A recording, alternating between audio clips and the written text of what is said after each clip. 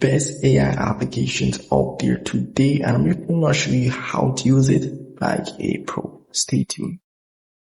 Here, this is pretty much the home screen of the application. Very simple layout, nothing hard for you to not understand. Here at the top, you have different editing tools which you can use. You have the college photo option there. You have the batch edit. You have the advanced. You have the AI expand. We also have some business photo edits and so forth. Nothing much for that. Down here, you have some filters which you can use, or you can tap on templates, which you can use to pretty much create your image based on your liking. If you scroll across any of these templates that you would like to use, all you have to do is tap on use down here, or you can just tap on the image and pretty much tap on use template. So very simple application. And at the top here, you have different section as it relates to template, which you can use. You have IG templates.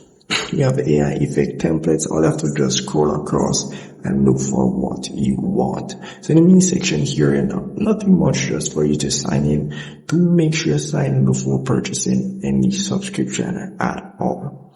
So that's pretty much it for that there. And if you go in the main section and tap on the three lines over here, pretty much we'll go over here and you need to enable the autosave option here. So sometimes you make mistakes and so forth. So do make sure you sign in. So once you purchase your subscription, you have no problem. So yeah, that's pretty much it for that. And in the business section here, which you can also find other templates which you can use as well, guys. So a lot of templates which you can use and pretty much create what you want with this application.